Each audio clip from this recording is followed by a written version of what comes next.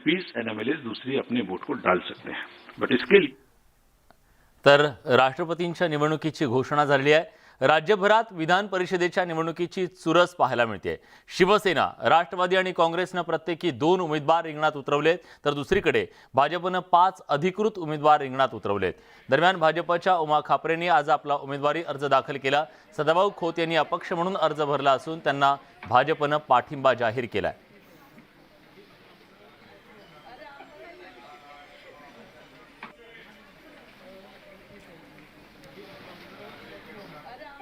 भाजपच्या 5 अधिकृत उमेदवारांसह सदाभाऊ खोत यांना निवडून आणण्यासाठी आम्ही प्रयत्नशील आहोत असं वक्तव्य चंद्रकांत पाटील यांनी व्यक्त केले। शेतकरी असो किंवा या राज्यातला अन्याय होणारा नागरिक असो, यासाठी भांडणाऱ्या सदाभाऊंना सत्सद विवेक बुद्धीला स्मरून आमदार मतदान करतील।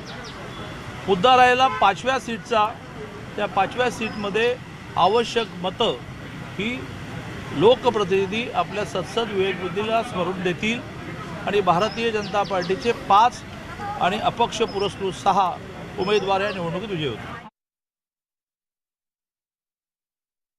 खरं बघितलं तर जेवढे जास्तीत जास्त उमेदवार उभा राहतील त्याचा अर्थ सरळ आहे की आमची लोकशाही ही आता बळकट व्हायला लागलेली आहे आणि आमदारांना पर्याय त्या ठिकाणी उपलब्ध होत आहे की मला कुणाला मतदान करावं, आणि म्हणून निश्चितपणानं ही एक चांगली गोष्ट या ठिकाणी होत आहे। मी उमेदवार असल्यामुळं, अपक्ष उमेदवार असल्यामुळं सर्व आमदार हे मतदार आहेत। मलाही मतदार राजाकडं त्यांच्याकडे जावं लागेल, ते कोणत्याही का पक्षाचे असेनात, आणि त्यांना साकडं घालावं लागेल। आणि मला निश्चित खात्री आहे की हे सगळी मंडळी मला मतदान करेल। तर दुसरीकडे राष्ट्रवादीकडून रामराजे निंबाळकर आणि एकनाथ खडसेंनी विधान परिषदेसाठी अर्ज भरला। राष्ट्रवादीकडून रामराजे आणि एकनाथ खडसेंना विधान परिषदेसाठी संधी मिळाली आहे। आज या दोघांनीही आपले उमेदवारी अर्ज दाखल केले। तर आता जवळपास सर्व राजकीय पक्षांनी आपले उमेदवार हे जाहीर केलेले आहेत। काँग्रेसने आपले उमेदवार 2 उमेदवार दिले, शिवसेनेने आपले 2 उमेदवार दिले। आता राष्ट्रवादीने सुद्धा आपल्या 2 उमेदवारांची अखेर घोषणा केली आहे। भाजपमधून राष्ट्रवादी काँग्रेसमध्ये दाखल झालेल्या एकनाथ खडसे यांचं नाव आधी राज्यपाल नियुक्त आमदारांच्या यादीमध्ये समाविष्ट करण्यात आलेलं होतं, पण त्या यादीचा काही निकाल लागला नाही। त्यामुळे आता एकनाथ खडसे यांना विधान परिषदेवर पाठवण्याची एक जबाबदारी राष्ट्रवादी काँग्रेसने घेतली आणि त्या अनुषंगाने आता एकनाथ खडसे यांना विधान परिषदेसाठी उमेदवारी देण्यात आलेली आहे। एकनाथ खडसेंचं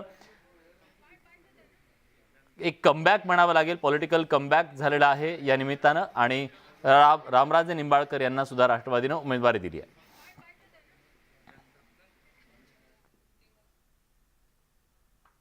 अनेक प्रसंग असे घडत गेले की मला नाईलाजानं बीजेपीचा त्याग करून राष्ट्रवादी काँग्रेसमध्ये यावं लागलं, आणि शरद पवार साहेबांच्या नेतृत्वावर मी विश्वास ठेवला आणि त्यांनी आज माझ्यावर विश्वास ठेवला।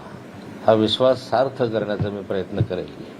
आमच्या भागामध्ये बीजेपी वाढवण्यासाठी मी उभं आयुष्य आपलं काढलं। आता मी राष्ट्रवादी काँग्रेससाठी काम करेल। आमच्या परिसरातच नव्हे तर महाराष्ट्रभरामध्ये ज्या ज्या ठिकाणी शक्य असेल त्या ठिकाणी एनसीपीचा विस्तार करण्यासाठी, पक्ष संघटनेचा विस्तार करण्यासाठी मी प्रामाणिकपणे प्रयत्न करेन।